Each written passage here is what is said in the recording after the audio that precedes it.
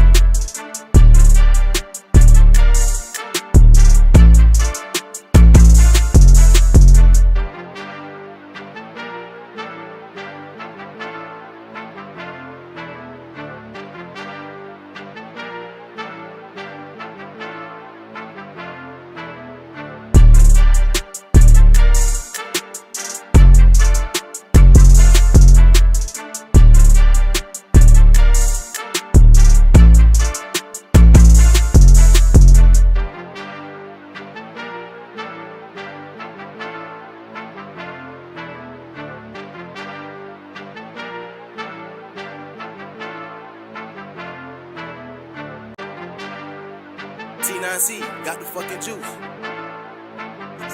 Silver's the new gold. Takes this shit fun.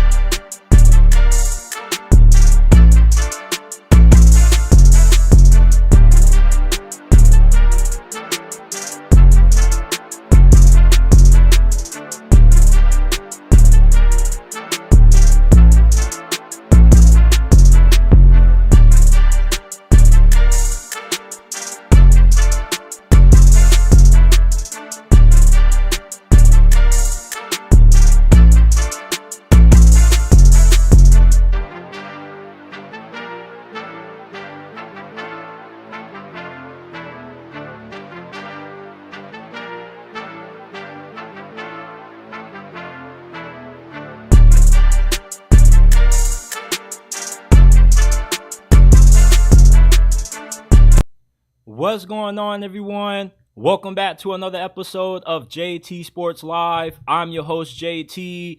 On this episode, we got to dive into the Brandon Aiyuk drama. What's going to be his future with the 49ers? Is he going to remain on the team? Are they going to come to terms on a long-term deal? Or are they going to end up trading him elsewhere?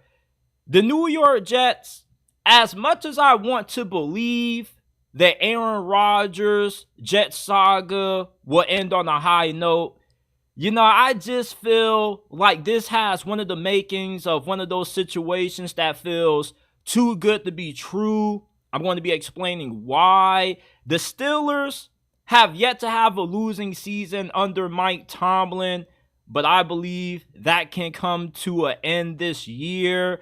The Dallas Cowboys, Mike McCarthy is reportedly fed up with Jerry Jones. Things are about to get ugly for America's team this season. The Buccaneers were the biggest surprise in the National Football League last year. Most people expected them to have the number one pick in this past year's draft, but they exceeded expectations. Baker played really well, and they won their third straight NFC South title. But to me, going into this year, I feel like the good luck story of the Buccaneers is about to run out. We got to talk some college football as well. For those of you guys who don't know this, Ohio State hired Chip Kelly as their offensive coordinator, which I don't know why the NCAA would permit that to happen, because what Chip Kelly is about to do down there in Columbus is going to be really scary for opposing teams. I got early thoughts on USC versus LSU. How good is Washington going to be making the transition into the Big Ten Conference? Can Florida win 6 games? I think there's no chance in hell that happens. And James Franklin, I don't think he's a good coach. We're going to dive into it and more. But before we begin, make sure you hit that like button. You subscribe to the channel. Remember, we're not just a YouTube channel. We are a podcast. You can find the episode, or you can find the audio version of this episode on Apple, Spotify, Amazon, wherever you get your podcast from. The JT Sports Podcast is available. Follow us on all of our social media platforms. You can find us on Instagram at JT Sports _ and on X at JT Sports __.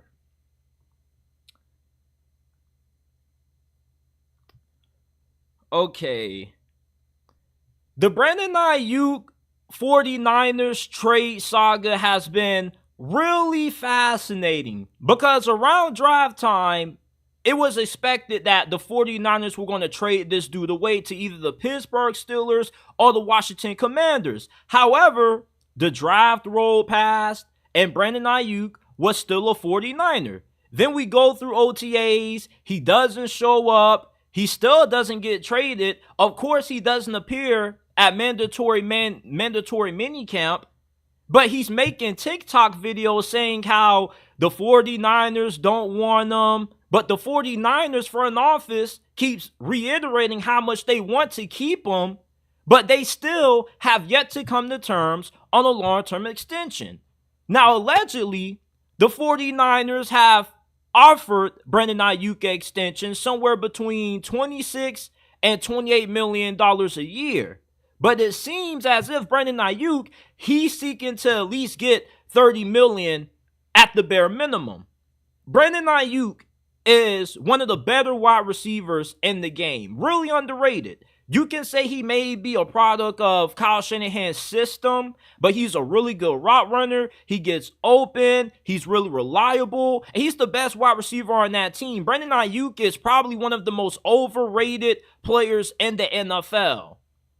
Having a guy like Brandon Aiyuk helps out Deebo Samuel and the rest of that offense. And if you were to trade Brandon Aiyuk away, he still will put up the same numbers that he has been in San Francisco, but possibly better. This is somebody who has the capability to be a 13, 14, maybe 1,500-yard wide receiver in the right situation. You give him to the Pittsburgh Steelers right now, I guarantee you he gives you all-pro numbers as the wide receiver one.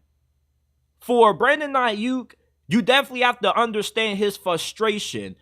I've heard 49ers fans saying that he's being greedy, he wants too much, he should be willing to do what it takes to win. I don't know why fans seem to be so disconnected between what these athletes care about and what they don't care about. They care about getting paid, getting as much money as possible for their talents. They don't give a damn about winning. There's only a small amount of players that actually care about winning championships. And most of those guys play on the Kansas City Chiefs.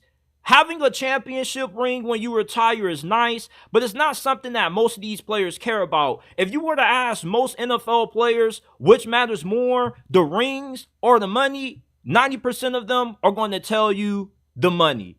As preposterous as that may sound, having championships when you retire doesn't exceed having life generational changing money and getting as much money as possible before you can't play football no more. As Lil Wayne puts it, too much money ain't enough money. When you go to negotiating your contract or your salary with your job, are you trying to take a discount? Hell no, you're trying to get as much money as possible. You don't care about helping your company out. You just care what you can get for what you bring to the table. Which is why I never understood why fans get so upset when players hold out and they ask for these large amounts of money. You want to get as much money as possible before you're pretty much given the boot out the league and you can't play no more. You only have so many years to max out the amount of dollars you can get. At best, you get 2 max contract extensions. The second one, if you're lucky enough, which is probably going to be near your 30s, you're probably going to get that second extension around 28, 29 years old. And if you're 30 years old and you can still get a max dollar extension, then that's a blessing. But once you get past 30, you're never going to see the amount of money that you would have gotten in your prime years in the National League or in the National Football League, which is why Brandon Aiyuk is trying to get every dollar that he can. You may look at $28 million a year and say that's not too far off from $30 million. Why is he tripping off $2 million extra? When you incorporate the taxes plus the cut that your agent gets, that goes from $28 million to probably 20-something million or 19 million, even less than that. The money that these guys sign for, they're not getting all of that. There's a lot of that goes to other parties involved. Brandon Aiyuk deserves to get paid what he's asking for. And if the 49ers can't pay him, it would just make more sense to trade him away. T. Higgins, they got him to compromise down there in Cincinnati only because the franchise tag is good money. But if he gets injured, then he's SOL, and that lowers his value on the free agency market. Brandon Aiyuk, on the other end, he's not playing under the tag. The problem with him is that his contract is about to be up and he wants some long-term security. And if not, he wants to get traded to a team that's willing to pay that. The Washington Commanders will probably have reached out to the 49ers to acquire Brandon Aiyuk, and so have the Pittsburgh Steelers during the draft. But it looks like the 49ers really do want to keep Brandon Aiyuk around, but they're not willing to fork up that extra $2 million that it takes to give him $30 million a year. Is he worth that? To me, he is. It's hard to find true number one wide receivers. Brandon Aiyuk is one of those guys. When you run routes as good as what he does and create separation as much as what he's able to do, you're a true number one wide receiver. There's only about a handful of them in the league, and Brandon Aiyuk is in that really small category of them. And if you take Brandon Aiyuk off this 49ers team or last year's 49ers team, they don't have as much success as what they did, because Deebo Samuel is not the same kind of wide receiver that Brandon Aiyuk is. Brandon Aiyuk is one of the most important players on the 49ers. Probably the third most important player on that offense behind Christian McCaffrey and Trent Williams. And Trent Williams wants to get paid. He wants a little bit of a big pay raise before he ends up hanging it up. The problem that the 49ers have is that they have too many mouths to feed. They have too many high-level players because they draft well, they develop talent at a really high level, and these are the kind of issues that you have when you're such a well-ran organization. You're going to have to let some talented players go, and you're going to have to trade some guys away. If the 49ers can't give Brandon Aiyuk the deal that he wants, it would be in their best interest to trade him, because the longer that you hold on to him, the less his trade value becomes. If you're going to let him test free agency, let him test free agency. Just go ahead and let him know up front. But if you have no intentions of being able to sign this dude, you would like to at least get a second-round pick for him or a third-round pick. You may look at that and say that's not enough. You want at least a first, but a second and third rounder is a potential starter depending on if you make the right pick. You already got Ricky Pearsall, who's good enough to be a decent replacement for him. Is he going to give you the kind of production that Brandon Aiyuk will give you this year? Probably not, but I don't think the production would be too far off. What's the point of drafting Ricky Pearsall if he wasn't the potential replacement for Brandon Aiyuk? The 49ers and this Brandon Aiyuk saga is nearing an end. They have until July 23rd, which is when the start of training camp kicks off. And most of these guys who are looking for long-term deals, they're going to get their answer if they're going to get that long-term security or not. And until then, the 49ers continue to report that they're working on trying to get him locked up for the foreseeable future. But it still seems like there's really big disagreements when it comes to the number in the annual salary. So I don't see Brandon Aiyuk being a 49er next year. I'll be really surprised if he ends up being on San Francisco's roster in 2025. This season, I think they probably keep him around to give it one more go at trying to win it all. But after next season, there's going to be a lot of changes on this squad, and there's going to be a lot of new faces. Shout out to everybody that's tuned in to this episode of JT Sports Live. If you haven't already, make sure that you hit that like button, subscribe to the channel. Remember that you can find every episode in audio format on Apple, Spotify, Amazon, wherever you get your podcast from. The JT Sports Podcast is available. Follow us on Instagram at JT Sports _ and on X at JT Sports __.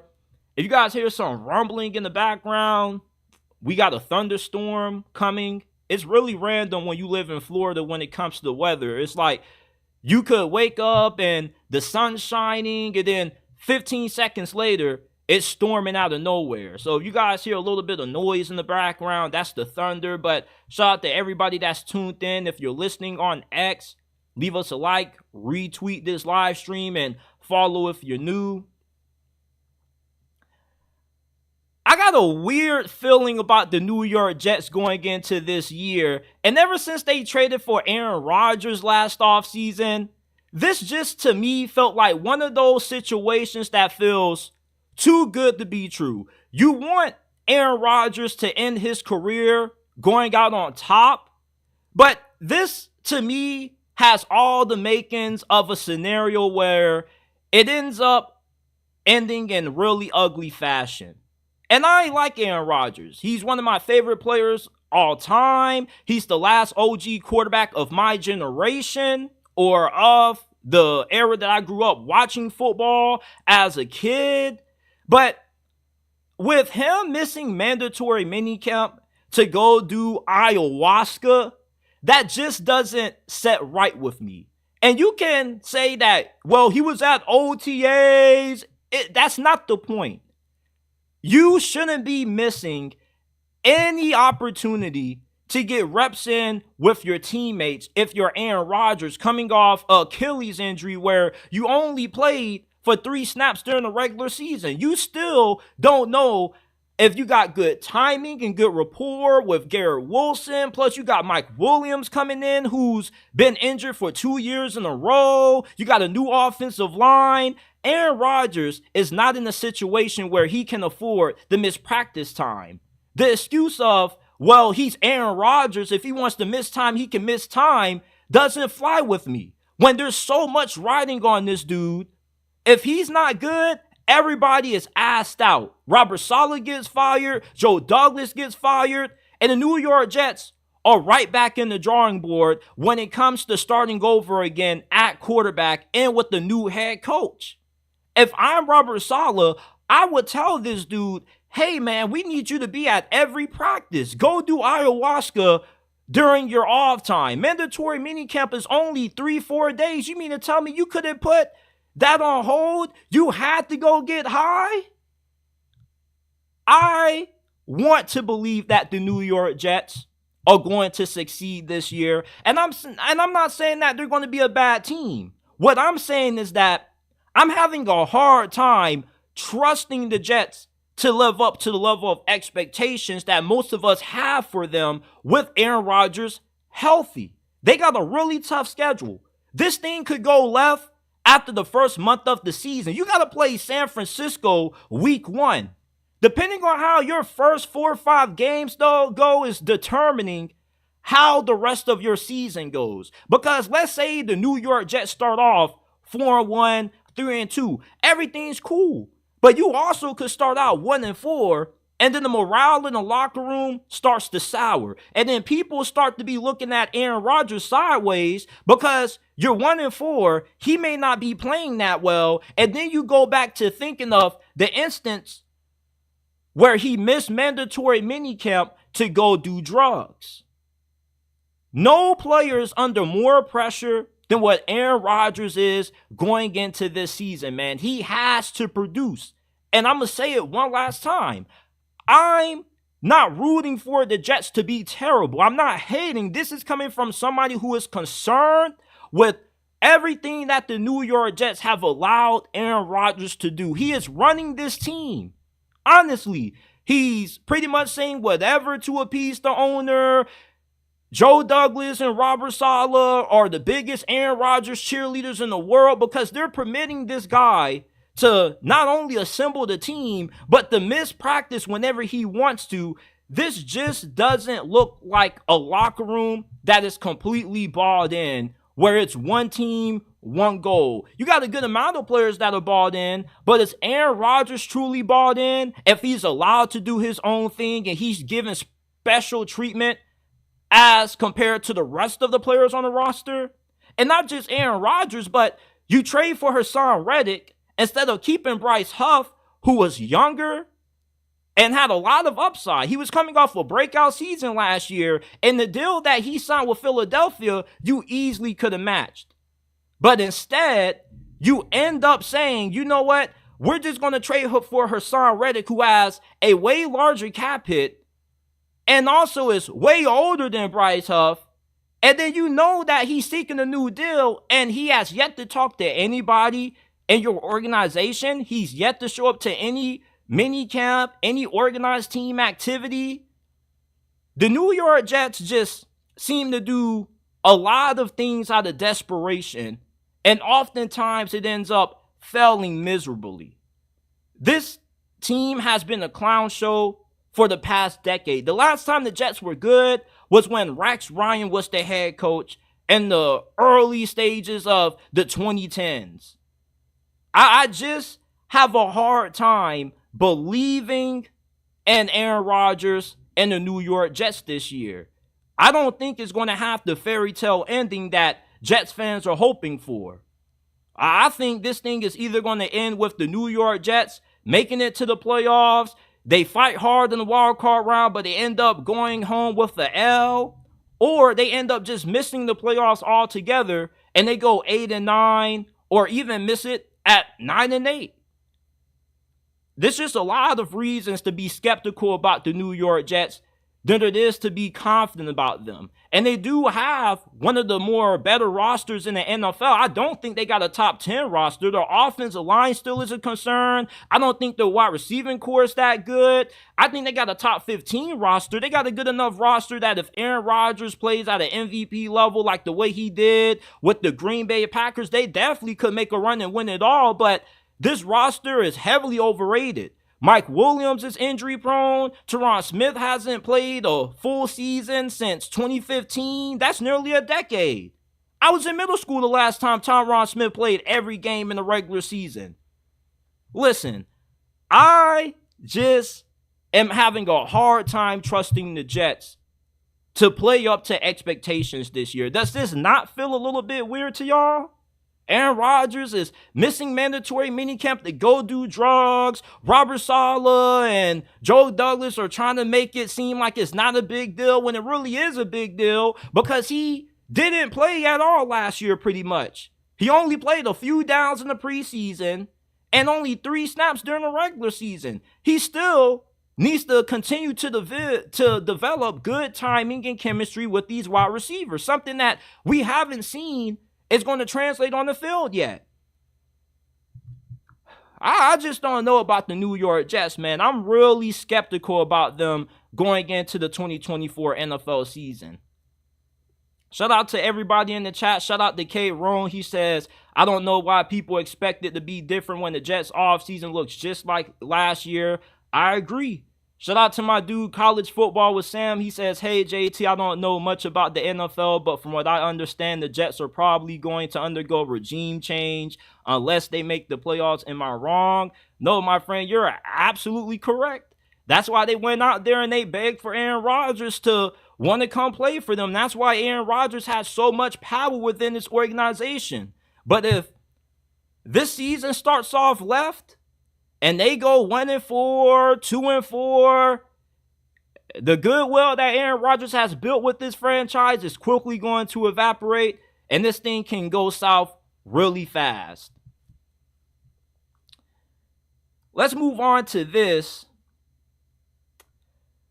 Mike Tomlin has never had a losing season in all the years he's been the head coach in Pittsburgh, but I believe that's going to change in 2024. You know what they say about streaks? Streaks are meant to be broken, and Mike Tomlin's consecutive streak of having winning seasons, I think, is broken this year. The Steelers have a lot of concerns, all right? Let's be honest, regardless of how you feel about Russell Wilson, if he's good or if he's washed up, he still is a question mark at quarterback, because you don't know if the Russell Wilson that you're going to get this year is good enough to elevate the Steelers to the playoffs when you have a healthy Joe Burrow coming back. You beat Cincinnati last year twice without Joe Burrow, and then you still have to play the Baltimore Ravens, who are just as good as what they were last year. And yes, you did sweep Baltimore in the season series in 2023, but the last time you played them was the final week of the regular season, and you barely beat them when they had their junior varsity squad out there. They trade away Deontay Johnson, and they still don't have a serviceable wide receiver 2 on the opposite side of George Pickens. You hire Arthur Smith to be your offensive coordinator. Yes, he did do a pretty good job under Mike Vrabel when the Titans made that Cinderella run a few years back with Ryan Tannehill and Derrick Henry. He had Ryan Tannehill playing the best football of his career, but he got to Atlanta, and his offenses were no better than below average at best. You have too tough of a schedule this year to be able to win the way that you've been able to win for the last decade or so. Just because Mike Tomlin has been able to do more with less doesn't guarantee that it's proven the Steelers are going to have a winning season this year, when this is the toughest schedule that the Steelers have ever had in all their years under Tomlin. You got to play the Chargers with Jim Harbaugh and Justin Herbert, the Chiefs, the Cowboys, the Jets, on the road against Philadelphia, the Bengals and the Ravens twice. You're essentially playing about 8-10 potential playoff teams this year. Just because you can find a way to get the right answer to a math problem using the wrong method of getting that answer doesn't mean that that method of getting that answer is always going to work. The NFL is a quarterback-driven league. It's hard to win with just great defense and playing smash-mouth football. Yes, Mike Tomlin has had the ability to win games and overachieve relative to expectations, but he also has had games like last year when the Steelers lost to the Patriots and the Arizona Cardinals that the Steelers had no business ever losing. This season, I don't see the Steelers being anything more than an 8-win team at best. We know the defense is going to be good, but the offense is too big of a question mark. Did the offensive line improve? Yes, you had a really good draft, but there's no guarantee that the young rookies that the Steelers drafted are going to come in here year one and they're just all of a sudden going to give the Steelers elite offensive line play. You can call me a hater all you want to, but I'm looking at this thing as a not overly optimistic fan. You can make all the excuses in the world for why Russell Wilson failed in Denver. But if he was good enough, he still would have been their starting quarterback, because they wouldn't have taken a record-setting dead cap hit to get rid of him. And if Russ was still one of the best quarterbacks in the game, he wouldn't be playing for a veteran minimum contract.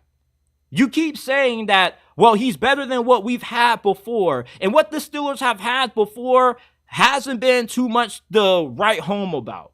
If he's better than Mason Rudolph and Kenny Pickett and Mitchell Trubisky, cool, but is that really going to be enough to swing your chances of making it to the playoffs in your favor when you got to play Burrow and Lamar twice a season? I don't know about that. Russell Wilson, there's a good chance that he's even worse than what he was under Sean Payton, because Mike Tomlin is a defensive-minded coach. He doesn't have the ability to elevate regressing quarterback play. He's 35 years old, and his skill set has been based off athleticism and running outside the pocket. You can keep making all these excuses all you want to, but I'm going to keep coming back at you with the fact that Denver felt like Russell Wilson wasn't good enough, and he took a record-setting dead cap hit to get rid of this guy. I've yet to have anybody answer that question for me. If Russell Wilson was still a good quarterback, why did Denver cut him? Because if he was still good, he would still be on that squad. But nobody ever wants to answer that question, though. Everybody wants to live in this world where we just only think about the positive and we ignore the negatives about this team. There is some huge concerns about the Steelers on offense this year.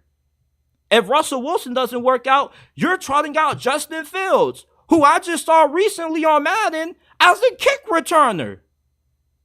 Justin Fields, as much talent and potential that he has, there's no guarantee that he's going to reach that playing for the Pittsburgh Steelers. There's a reason why the Chicago Bears replaced him for Caleb Williams. When you're going into year 5 of your NFL career and nobody knows just what you are as a quarterback, that's more of a reason to be skeptic about you than it is to be confident about you panning out. And people keep saying, well, Justin Fields was brought in to learn behind Russell Wilson. Bullshit. Justin Fields was brought in to be an insurance plan just in case Russell Wilson doesn't work out. He's a free agent after this season. They declined his 5th-year option. He's free to sign with whichever organization he pleases in free agency next year. There's no guarantee he'll be back in the black and gold next year. The Steelers' faith on offense hinges on an offensive coordinator who did a terrible job at building a good offense as the head coach for the Atlanta Falcons, an aging quarterback in Russell Wilson that's only getting worse. There's nothing that he showed in Denver to show that he's getting better other than to have good stats when all those stats were meaningless because Denver still wasn't winning a lot of games, and the only reason those numbers were so good was because they were always playing from behind once the fourth quarter came around. I just don't see it with the Pittsburgh Steelers this year. Mike Tomlin may be able to win 8 games at best to me. 9 games, a 9-win season for Pittsburgh to me is exceeding expectations. With how tough this schedule is, how tough this division is going to be. Hell, imagine if Deshaun Watson can finally figure it out. You can't judge teams based off history. I don't care if Mike Tomlin has had this long of a time without having a losing season. You just can't use that as a justification for, oh yeah, this is going to work out when every season is different. How long did Bill Belichick go without having a losing season? That eventually came to an end. History doesn't define what you are as a team because every season is different. Every year has different variables. I don't see it with the Steelers this year. Having a winning record, to me, would be a massive overachievement for Mike Tomlin and company. Now, things are getting really interesting for America's team. According to reports, Big Mike McCarthy has had it up to here with Jerry Jones. He's getting fed up with Jerry Jones BS. Now, there's 3 levels of being fed up with somebody. Level 1 is, okay, I'm starting to dislike you, but I can still coexist with you. I can still get along with you and talk to you. But level 2 of being fed up with somebody is, I'm getting a little bit agitated having to be around you. You better watch what you say, or I may have a hard time holding back with my response. And then level 3 of being fed up with somebody is, man, they got one time to say something wrong, and you're about to come unglued with them, and you may put the Floyd Mayweathers on them. It seems like Mike McCarthy is at level 2 fed up with Jerry Jones, and nobody is surprised. Okay, because we know the kind of owner that Jerry Jones is. When Jerry Jones hires head coaches, he's not looking for the best man for the job. He's looking for a yes man. He's looking for somebody that's going to get on those knees with those knee pads and suck it on up for him. Mike McCarthy is a solid head coach, but he's not a great head coach. Mike McCarthy has been as good as expected. He's won a couple of division titles. They've made it to the postseason, but it's been nothing more than postseason disappointment after postseason disappointment. And going into this season, you pretty much feel it's now or never. You lose Dan Quinn, who's now with the Washington Commanders, and not only did you lose him, but you lost a lot of good depth on defense that followed him to Washington. Okay, Dorrance Armstrong, Dante Fowler, they're gone. Leighton Van Der Esch, he retired. This defense still has talent, but now you have Mike Zimmer taking over as defensive coordinator, and he's supposed to be a really good defensive mind, but the last 2 years he was in Minnesota, his defense is ranked in the bottom of the NFL in every statistical category, which is why he ultimately got fired by the Vikings. He, if anything, is a downgrade from Dan Quinn. And the Cowboys this year play 8 playoff teams from last season. They have no run game at all. Like, outside of Ezekiel Elliott, I'll be lying to you if I told you who the hell else they had at running back this year. They got some dude named Royce Freeman. I remember him from Oregon. You got the midget dude, Deuce Vaughn, who I think is a really good player, but are they going to be able to utilize him correctly? And then you re-sign some guy called Rico Dwaddle or Rico Doolittle or something like that. I don't know. So are they going to have a rushing attack this year? Because Ezekiel Elliott, he's a really good short yardage back, but he's not as good as what he used to be your RB1. Your receiving core, Brandon Cooks, could regress this year. Your offensive line should still be solid. But there are a lot of issues that the Dallas Cowboys have walking into this season. They aren't as talented as what they've been in the past. And it still surprises me that despite everything that Dallas has lost this offseason, Vegas still has them in the top 10 of teams with the best odds to win the Super Bowl this year. If anything, I would be betting the under when it comes to the over-under win total for the Cowboys this year. And there's a good chance that they probably miss out on the playoffs this year. This is a disaster impending for America's team this year. But when is it never a disaster for the Dallas Cowboys? Because every time their season gets off to a good start, things end up going left. Last year, you felt that probably would have been their best shot at winning it all with all the talent that they had on that team. Now you go into this season, you don't know how long Dak is going to be your quarterback. His future's up in the air. You got to pay Michael Parsons. This has the feeling of a championship or bust season for the Dallas Cowboys, even though you say that may be the expectation for Dallas every year, but they could be in a little bit of a rebuild after this is all over. I don't think they've drafted that well. Mozzie Smith, their first-round pick from last season, he was nowhere to be found last year. I don't know how good the interior of their D-line is going to be. You know, their pass rush is still going to be pretty good as long as you got Michael Parsons and DeMarcus Lawrence. You got DeRon Bland and Trayvon Diggs at corner. The talent's still there, but you downgraded with the dude who's going to be calling the plays and putting that talent in the right position to make plays. The Dallas Cowboys, man, with Mike McCarthy being frustrated, is not surprising because we knew what it was when he got hired by Dallas. He was hired to be Jerry's puppet.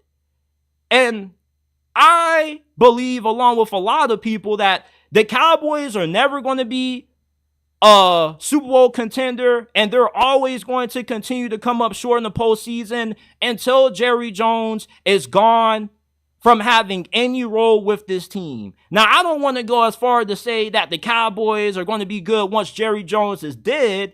I'm not going to take it that far, but he's one of those owners that is a meddler. You know, he hires guys, but he always has to have his input on things, and he's not as qualified to be making some of these decisions as the guys that he hires, which is why it's really frustrating if you're in Mike McCarthy's shoes. Mike McCarthy, at the same time, though, the playoff losses have definitely been unacceptable. Outside of beating old man Tom Brady, Mike McCarthy has no impressive playoff wins as the head coach of America's team. Losing to Jordan Love in the fashion that they did was really embarrassing. I mean, the Green Bay Packers bent those boys over and gave them an ass whooping on national television, dog, with the leather belt. As a matter of fact, it wasn't even a leather belt. Jordan Love went out there and told the Cowboys that if y'all not going to pick the switch, I'm going to go pick the switch, and you're not going to like the switch I come back with. It's going to have some thorns in it, and it's not going to feel good when we put it on your you-know-what. Listen, Mike McCarthy, if I was him, I would have already quit. I don't know how you can continue to work for such a control freak as big as what Jerry Jones is. It's hard to be a good head coach when you got your owner who's always talking to the media, always doing press runs. And I knew this thing was about to get a little bit ugly a few months ago when Jerry Jones made a comment about Bill Belichick potentially working with the Dallas Cowboys. Like, what the hell are you doing, Jerry Jones? Why are you talking about working with other coaches, especially the greatest one of all time, when you already have Mike McCarthy still under contract? It's like the Cowboys get so much attention and so much negative publicity, not mainly because of what happens within the team. When it comes to player contracts and players wanting extensions and whatnot, that's what you expect. Every team has this when some of their notable players are seeking new contracts. I don't really consider that to be negative publicity. But Jerry Jones brings a lot of the negative attention that the Cowboys get because he doesn't know how to stop talking. He just has bad awareness, and he's just too big of a control freak to let people do their job. And that's why I think this season for the Dallas Cowboys is going to end really ugly. They got a way tougher schedule than what they had last year. This division has gotten better. Philadelphia is going to be good again. The New York Giants are still going to be garbage. But the Washington Commanders, they could be interesting. The Dallas Cowboys this year, if you're a Cowboys fan, buckle up for a really rough season, man. You may sneak into the playoffs as a 9-win team, but I don't see you any more than an early playoff exit, as always. Because look at the dysfunction that you always have from Jerry Jones. It starts from the top. Jerry Jones puppet.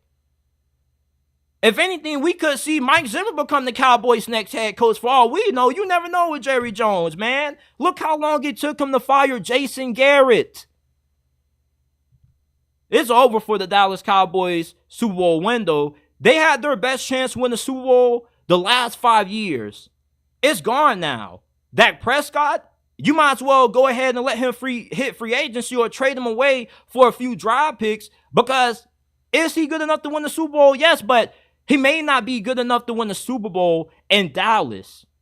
Maybe it is time for a fresh start. And I don't think that fresh start is Trey Lance. I think that fresh start may be drafting a quarterback in next year's draft and starting over with somebody that's playing on a rookie deal, not running it back with somebody that's already a proven bust in Trey Lance. If you're not good with Kyle Shanahan, I got no reason to believe you're going to be good with anywhere else. If Trey Lance is your successor to Dak Prescott, yeah, you're in trouble if you're Dallas. Just look at their running back room. You don't need to have a great rushing attack to win in the NFL, but you at least have to be able to run the football when you need to. And I don't see it with whoever the hell these dudes have at running back behind Ezekiel Elliott. The Dallas Cowboys are in a really terrible situation. And I blame it on Jerry Jones. I blame it all on Jerry Jones. You can say Mike McCarthy deserves to blame, but Jerry Jones is the dude who hired this fool in the first place. He knew what he was doing. He wasn't trying to get the best guy available for the job. He was trying to get the dude who he could manipulate. And that's why Mike McCarthy is fed up. He's probably saying, bro, dude, like, get your old ass off my back and let me do my job. If anything, I would like to see Mike McCarthy get an opportunity to coach a different team that's in a little bit of a rebuild. You know, not have to worry about the owner breathing down his bag, doing press runs, making things a lot harder on you than what they need to be. Like, if Jerry Jones would just shut the hell up and stop talking, Dallas wouldn't make so many negative headlines. Shout out to everybody in the chat. My guy College Football with Sam says, when you have the time, check my messages. I have some. Most definitely, I'm going to hit you up Here We Go show says, baby, wake up, JT is live. Shout out to him. Shout out to Al the Sailor. He says, good shit, JT. Kate Rowan says, I can't see a universe where Jerry Jones and Bill work well together. He also says, it was pretty crazy that Jones picked up Trey Lance without letting Mike McCarthy know.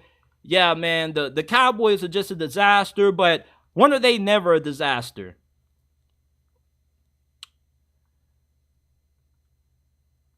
Last season, the Tampa Bay Buccaneers shocked us all when they made it to the postseason and they won the NFC South title for the third straight year, their second consecutive season under Todd Bowles. And the way last year went, you thought that when they went 4-7, their season was over.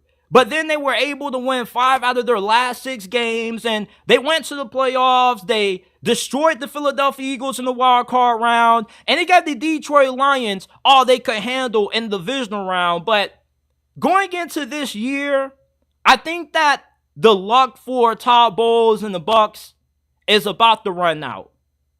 One big thing that I noticed about Tampa Bay last year is that they were 3-7 against teams that had winning records in the regular season. And Todd Bowles is one of those coaches that at this point he's proven that he's decent, but he's not a great head coach. He still has terrible clock management. He doesn't really make good in-game adjustments, but he's really fantastic when it comes to coaching up defense. But this was the same defense that got absolutely destroyed and obliterated by C.J. Stroud. So I think that how good he is as a defensive mind may be a tad bit overstated, but he's a decent head coach. But the thing with decent head coaches like Todd Bowles is that eventually there's going to come some years that they don't live up to expectation. And there's been mixed opinions about how well the Buccaneers are going to do this year. Some people feel they'll make it to the playoffs again. Other people feel they're in for a letdown season. I fall on that majority of people who feel this is going to be a season where the Buccaneers regress a little bit. Are they going to be terrible? No, but I definitely don't see them as a playoff team. Their last 2 seasons, they've only had 8 and 9 wins. Nothing spectacular. The biggest story of 2023 for the Bucs was the resurgence of Baker Mayfield. He was a Pro Bowler. He had 28 touchdowns, 10 interceptions, and he was one of the biggest comeback stories of the NFL last year behind Joe Flacco.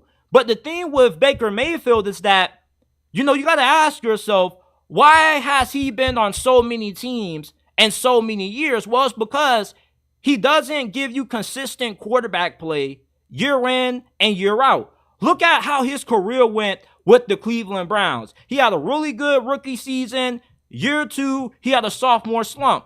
Then he bounced back in year 3.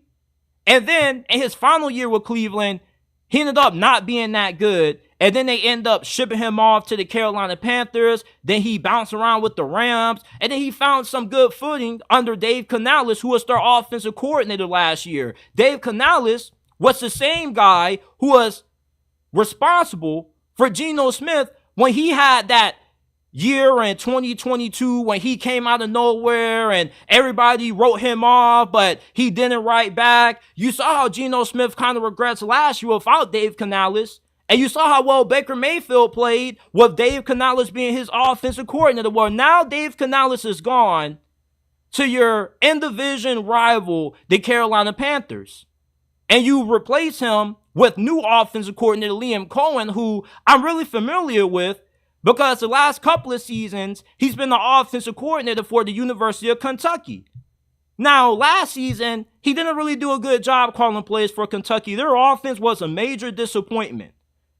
And he comes from that Sean McVay coaching tree. And Sean McVay normally does have pretty good assistant coaches. If you hire them, they're normally pretty safe hires. But I don't view Liam Cohen as good as a play caller or as good as an OC as what Dave Canales was. Dave Canales has a really good track record. You saw how well Geno Smith played under his tutelage, and you saw how well Baker Mayfield played. And although Baker Mayfield had a really good season, if you watch the Buccaneers a lot like I've had, because I live in Florida and I don't pay $449 for Sunday tickets, so I'm always forced to watch the games that I get broadcasted to me locally. And I was always having to watch either the Jags, the Dolphins, or the Buccaneers.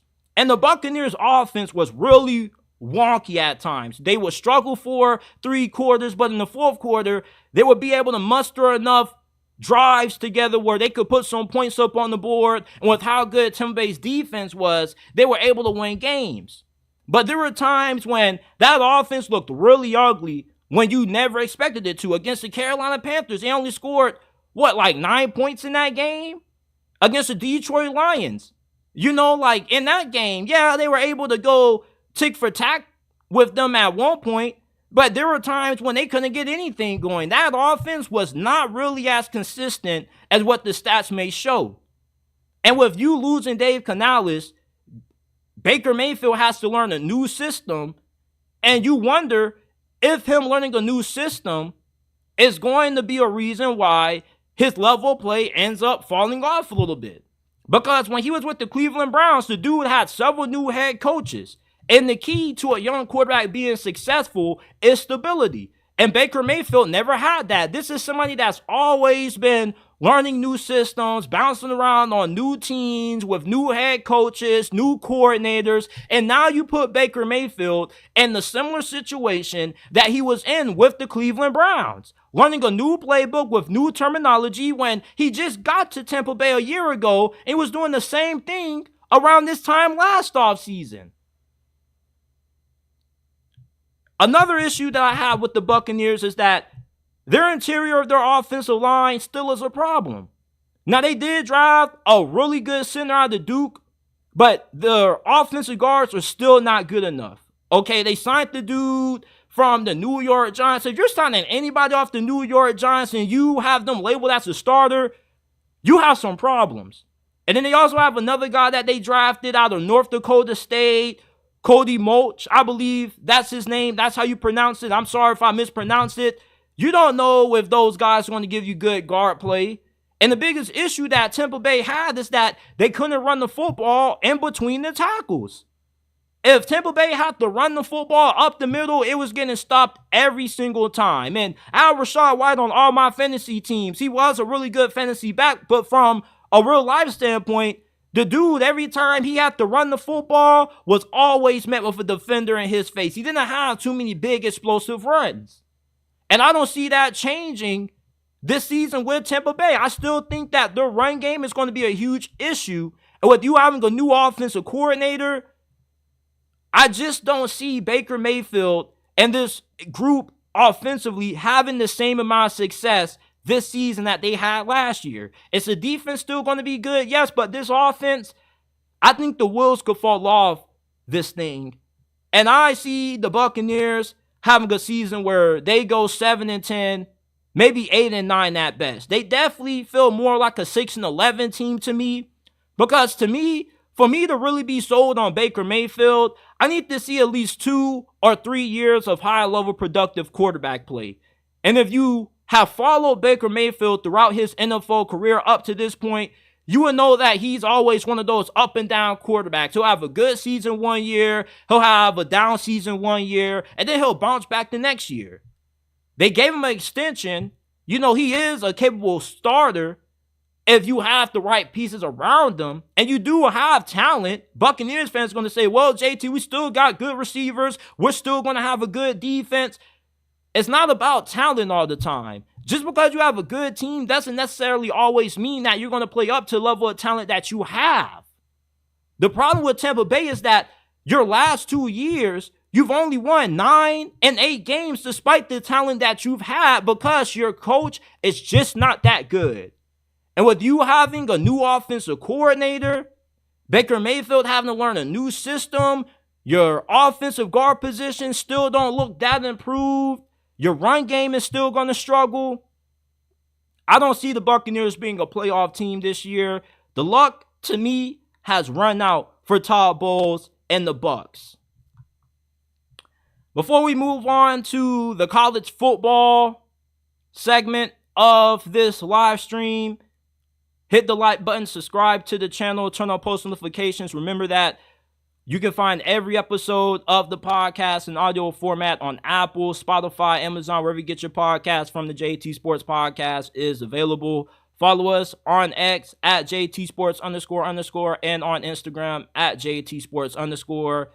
Shout out to everybody in the chat. My guy Regular says Bucs seem like the second best team in that division. Atlanta's expectations are to win the division. Carolina and New Orleans are both so uncertain. I agree with that. Dr. Dude says Bucs kind of weak, not gonna lie. M Spark says, sup JT, Pittsburgh Steelers for life. What's up, my guy? Regular says, I do want to see Spencer Rattler take snaps this season for New Orleans.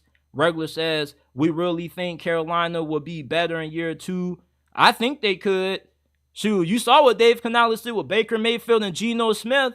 I can only imagine he should be able to do the same thing with Bryce Young. But shout out to everybody in the chat. We're moving on to the college football segments of this live stream.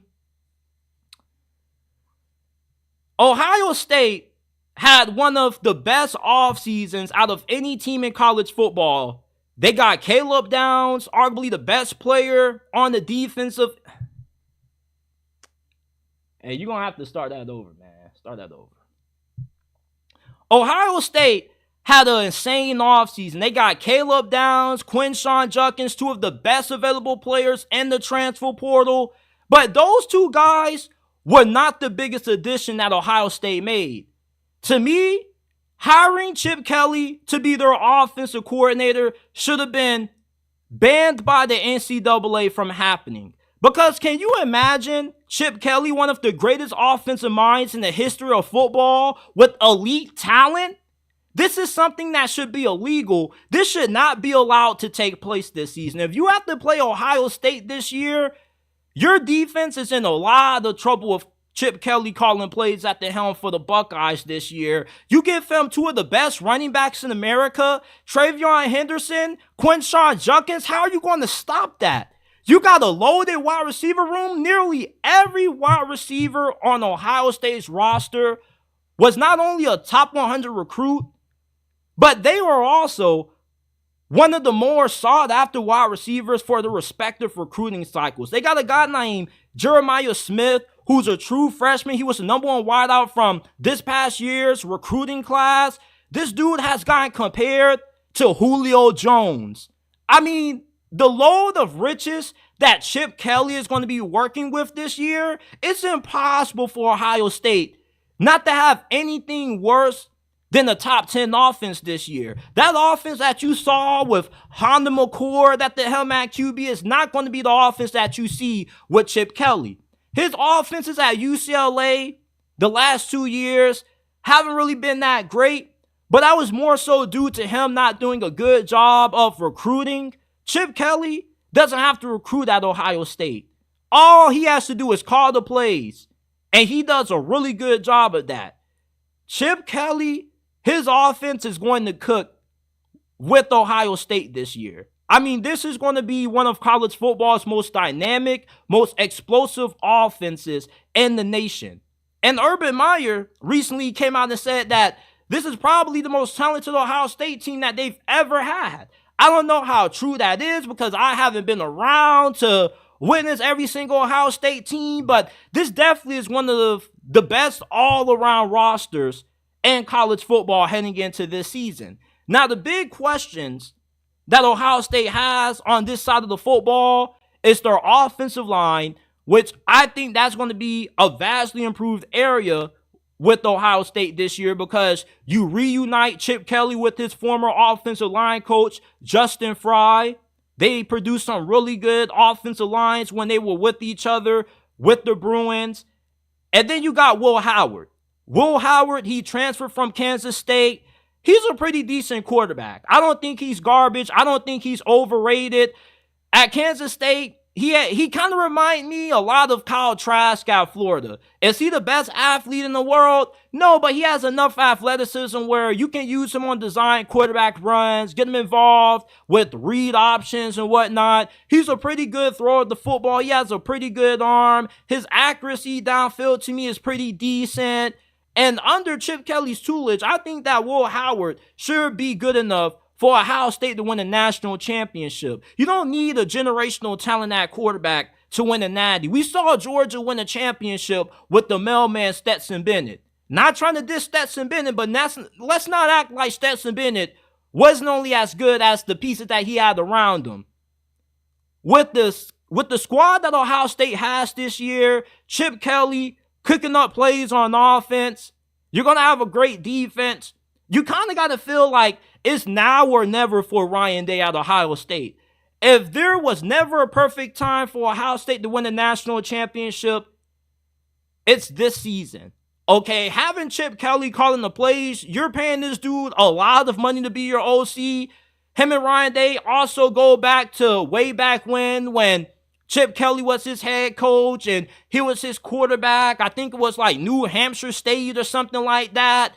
So for Ryan Day to have a dude like Chip Kelly, that takes a huge burden off his plate because he doesn't have to worry about calling the plays. All he has to do is worry about managing the team, overseeing everything, making sure everything's going right. Jim Knowles did an incredible job with that defense last year. You return a lot of starters from last year's Ohio State defense, so you still should have one of the best defenses in college football. And with Chip Kelly being your offensive coordinator, your offense is going to be vastly improved from what it was last year.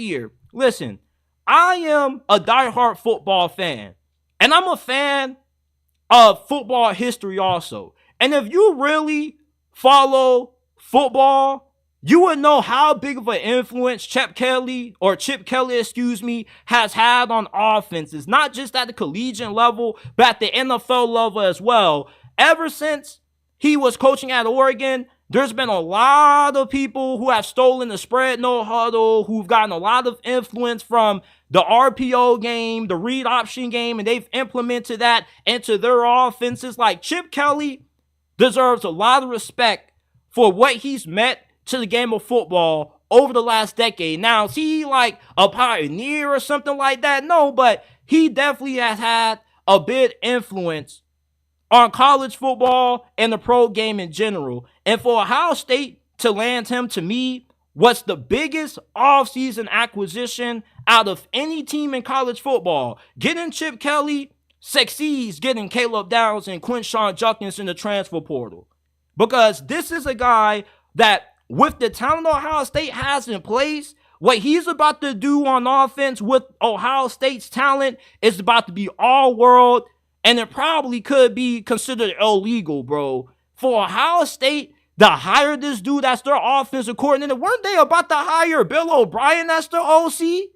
I think I made a segment saying that Bill O'Brien wasn't going to be that bad as Ohio State's offensive coordinator. Thank God he got hired to be the head coach at Boston College, because you got blessed with Chip Kelly.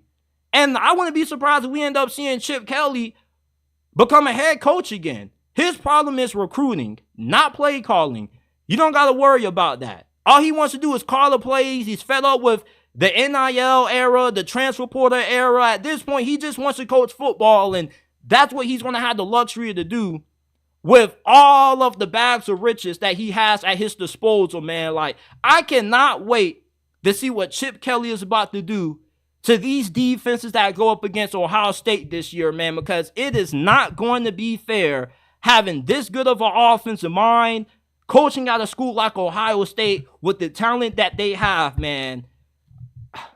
I'm just a big fan of Chip Kelly. I don't really know the dude as a person. I know there's been some things said about how he handled Deshaun Jackson, LaShawn McCoy at Philadelphia, but I'm just talking about the dude as a football coach. And there's been a couple of players that have played under Chip Kelly that have been black, that have had nothing but positive things to say about him. DTR, D'Anthony Thomas. I think Chip Kelly gets a little bit of a bad rep. It didn't work in Philadelphia, but he did a pretty good job at UCLA.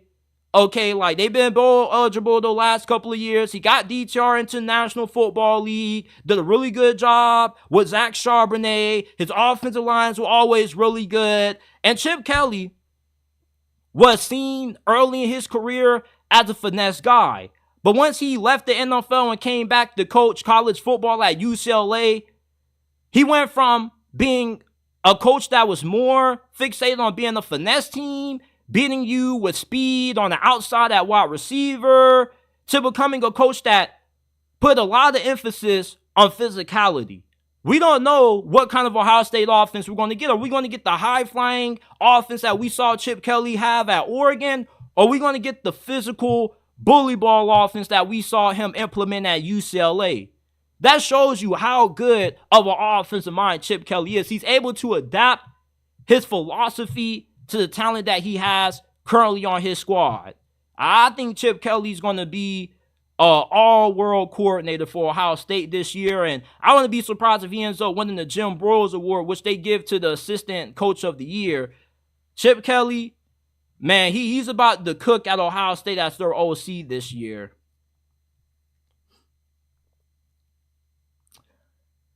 USC versus LSU is one of the marquee matchups for week 1 of the 2024 college football season. To me, LSU and USC are in similar situations in terms of what their strengths and weaknesses are. We know that offensively, both of these two teams can put up points in bunches. They're both going to be bringing in fairly new faces at quarterback. You got Miller Moss coming in at USC, who torched Louisville in the Holiday Bowl. And you got Gunnar Nussmeier at LSU, who we've seen a good bit. You know, we saw him briefly appear in the SEC championship a while back against Georgia when Jaden Daniels got injured, and he was lighting that Georgia defense on fire. He looked pretty solid in the bowl game. Both of these two programs are stacked at wide receiver. LSU is pretty much wide receiver U, even though Ohio State is making the case for that title. Then you have USC, who has nothing but 4 stars and better at wide receiver. Zachariah Branch, to me, could be a potential Heisman winner. But the biggest thing that we all are going to be paying attention to in this game, outside of the offenses, are going to be the defenses. LSU and USC invested a lot of money in revamping their entire defensive staffs, and they have a lot of big names on their staff. LSU hired Missouri defensive coordinator Blake Baker. They got Bo Davis to coach the defensive line, the best defensive line coach in America. USC hired D'Anton Lynn, who was the defensive coordinator for UCLA last year. He took that defense from being one of the worst in college football to a top 15 unit in only the span of 1 year. And he also were able to steal the head coach from North Dakota State to come coach alongside of that staff as well. And they got a bunch of other good position coaches. The concerns for both of these defenses lie in the interior of the defensive line. LSU has more talent than what USC has on their interior of their D-line, but, you know, it's still a weakness because they were in the portal and they were heavily trying to get that defensive tackle from TCU who ended up going to Oklahoma. USC, they were trying to get another defensive tackle to pair alongside of Bear Alexander, but they were unsuccessful. They had to just settle on a couple of smaller school guys out of the portal. Whose defense is going to show up in this game? We know that points are going to be scored in this game. I don't see any defense holding any offense to under 24 points. This is probably going to be a game that's going to be in the upper 30s. Maybe it could crack the 40-point total. But to me, whichever defense can get marquee stops is going to be the team that ends up winning this game. The question is, who is that going to be? Is it going to be LSU or is it going to be USC? LSU had their worst defense in program history. Do they have talent? Yes, they do. But there's no guarantee that that defense is going to be tremendously improved this season for what it was last year. And you can say the same thing for USC. And USC, when it comes to the talent differential on defense between them and LSU, you definitely would be a little bit biased if you were a USC fan saying that it's equal, because it's not. LSU has recruited better than USC, and they got a lot more bigger bodies on that D-line than what USC has also. But which defensive coordinator hire is going to have the biggest impact in this ball game? I would go with D'Anton Lynn. D'Anton Lynn has an NFL background. His father, D'Anthony Lynn, was the head coach formerly of the LA Chargers. And I think with D'Anton Lynn being able to do what he was able to do at UCLA last year, not really having a lot of talent, You had Latu, that was about it. And him going to USC, he definitely is somebody who has proven that he can do more with less. Blake Baker did a fantastic job at Missouri, but he did have SEC talent. I think that D'Anton Lynn is a better defensive coordinator than what Blake Baker is. That may be a hot take, but I definitely can see D'Anton Lynn having a huge impact on USC's defense in this ball game being drastically improved. Because if you can turn over a defense as fast as what he did with the Bruins, that shows that, for one, you do a really good job of making sure that your players understand your system. They're really good when it comes to communication. You didn't really see too many blown coverages from UCLA's defense. They were fundamentally sound. They weren't heavily penalized. That's signs of great coaching. Now, I'm not saying that Blake Baker isn't a good coach in his own right, but for D'Anton Lynn to do what he did in such a small amount of time at a program that's not as big and has as much access to resources as what Missouri had when Blake Baker was there, it's pretty damn impressive. But where LSU has the big advantages in this game is, first of all, the offensive line. USC's offensive line is a concern going into this season. I think that USC's offensive line is going to be improved, but LSU has a top 10 offensive line coming into this season and arguably the claim to be one of the best in college football this year. And like I said earlier, they do have the talent advantage on defense because they've recruited that side of the ball at a higher level. The question is Blake Baker going to be able to maximize the talent that they have on that side of the football? Because there are a lot of guys that they have coming back from last year's defense that you can say may not be worth noting that they're returning starters just because they were part of the worst defense in program history. When you have a good head coach, you know, a lot of the problems that LSU had defensively, like miscommunication, that could be fixed up with having a guy like Blake Baker right off the bat. But to me, LSU, I'm leaning towards taking them to win this game.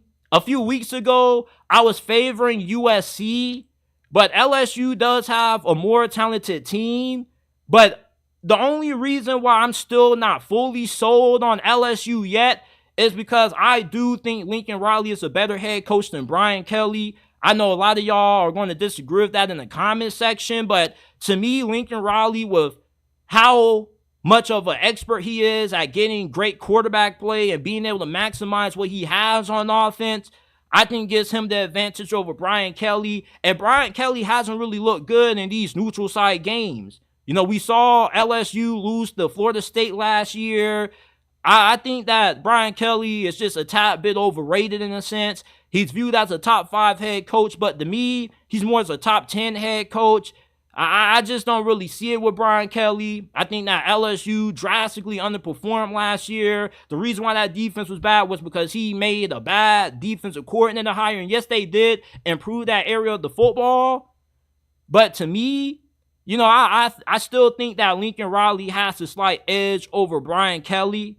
But I still lean LSU 55% to USC 50%. You know, I'm still in between who I'm picking to win this game. It could go either way, but if I had to give you a prediction right now, I would go LSU just because I feel defensively they have more talent than what USC has, and they would be more trustworthy late in games to get those big stops for their offense. So give me LSU for right now, but in the next couple of weeks when we end up giving our official prediction when this game rolls around, my answer could be a lot different. Okay. The Washington Huskies are entering their first season in the Big Ten, and they're going through some massive changes. They lose a lot. You lose Kalen DeBoer to Alabama. You lost a lot of starters to the NFL. And the guys who weren't leaving for the NFL ended up hitting the transfer portal and following Kalen DeBoer to Alabama. And you bring in Jedd Fisch, who has spent the last couple of seasons at Arizona. He did a really good job with that program, led them to a 10-win season and a win against Oklahoma in the Alamo Bowl. And he has a pretty good coaching staff. You got the coaching staff for destiny with Brendan Carroll, the son of Pete Carroll, calling the plays for you on offense. And you got Bill Belichick's son, Steve Belichick, being your defensive coordinator. So you should have a pretty decent defense and offense, regardless of the amount of talent that you've lost, because you are going to be pretty well coached and you got two reliable coordinators who are going to be pretty good when it comes to their play calling, especially your defense. With you going to the Big Ten, hiring Steve Belichick was a perfect hiring for you because you have somebody who's going to be running an NFL-style defense. He's going to put a lot of emphasis on being tough up front, being physical. And one of the biggest concerns for Washington is, you question just how physical are they going to be entering the Big Ten, because we know that it's a different brand of football being played in this conference, and their two biggest weaknesses happen to be on the offensive line and the defensive line, and those are two areas that you don't want to have concerns about going into a conference where you just saw Michigan beat Penn State last year, running the football 1,000 times to end the game, and then you got Blake Corn with blood coming out his nose. Like, this is a nasty, tough conference that if you're Washington, even though you did go heavy in the portal to get some more offensive linemen in there, and there were a couple of Arizona guys that followed Jeff Fish on the defensive line, like Isaiah Ward and Russell Davis II from Arizona to Washington, you still are lacking a lot of talent and depth at those positions. And when you play a Big Ten schedule, you definitely have to do a good job of rotating guys in and out and keeping guys fresh, especially when you get into the fourth quarter of these games. I definitely feel like from a skill position standpoint, Washington is decent. You got some pretty nice receivers, even though you got a lot of inexperience and unproven talent there. You should be good enough where, as long as Will Rogers can play at the level that he was under Mike Leach, I think that your offense should be pretty good, but your offensive line is going to be a major area of weakness. And I get that Husky fans are going to say, man, like, our O-line isn't bad. Like, we got a few guys from the portal. The key to having a good offensive line is that you want to have a lot of guys that have experience playing with each other. When you think of the best offensive lines in college football, most of the times they aren't offensive lines that were built through the portal, or you just have a bunch of new faces as starters. You have guys who have played and started with each other for at least a year or two, because having a good offensive line comes down to communication and having good chemistry. When you have good chemistry and communication, you don't see a lot of missed blocks. Everybody knows their assignments. With Washington, you don't have that this year. You do have really good running backs. You got Jonah Coleman, who is a stud. He was averaging nearly 7 yards per carry at 5 touchdowns. You got Jordan Washington, who also is an Arizona transfer. He's more of their change of pace back. He's really fast, really elusive in the open field. And defensively, the strength of that side of the football for you is going to be your linebackers. You return both of your starting linebackers from 2023, and you got a pretty experienced secondary. But where Washington is lacking this year is up front. And even though I feel like the Big Ten is heavily overrated, you don't want to come into this conference having just good skill players and lacking the necessary pieces on the D-line and the O-line. The good thing for Washington is that I believe their ceiling this year is 8 wins. Their floor, however, is 5-7. Now, the first half of their schedule is pretty manageable. Your first 2 games, you're playing nobody. You play something called Weber or Weber State, wherever the hell that is. Then you play Eastern Michigan. Then you got Washington State, Northwestern. You should easily be able to win those games. Northwestern loses a lot. Washington State, they lose a lot. They pretty much are a G5 or, yeah, they're a G5 program now. You should be able to beat Northwestern. And I don't know about you being able to beat Rutgers on the road, because we don't know if Rutgers is going to have any good quarterback play, but they do have a lot of guys up front.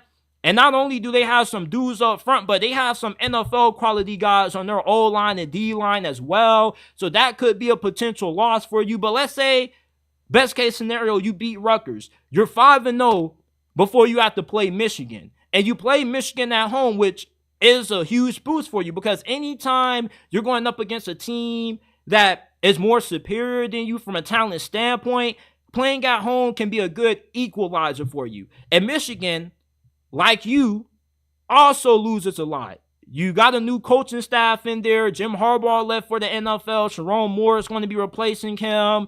You lose a lot of starters from last year that are now playing on Sunday, so they're going to be replacing a lot also. But the thing about Michigan is that they're already good when it comes to the interior of their O-line and D-line, that you're not really concerned about that because that's their bread and butter. That's the identity of their program. The problem with Michigan is that you don't know how good their quarterback play is going to be. So if you end up getting better quarterback play out of Will Rogers than what Michigan gets out of Alex Orji or whoever they have playing quarterback in this game, I think you potentially could walk away with a potential upset since you are playing at home and your offense may be a little bit more capable than Michigan. That's if they don't get decent quarterback. Okay, your run defense is not going to be able to slow down Michigan's rushing attack. I don't care what names you Washington fans try to throw at me. Michigan is just a different animal when you allow them to establish the ground game, man, because as we've seen in the past, they got no problem imposing their will up against you up front. And their second half schedule is a little bit tough, okay? You got Iowa on the road, and then you got a bye week, and then you got to go on the road again and play Indiana. Then you got a really tough 4-game slate playing USC on the road at Penn State. You got UCLA, then Oregon on the road. That's really tough. And there's a good chance that you possibly could lose 3 of those last couple of games to USC, Penn State, and Oregon. So if you're Washington, you do have the capability to overachieve, and maybe you get to a 9-win season. I think 10 wins is pushing things, but I think realistically, your floor is 5-7. Your ceiling is being an 8-win team. If I had to give you a prediction right now between that, I probably would go 7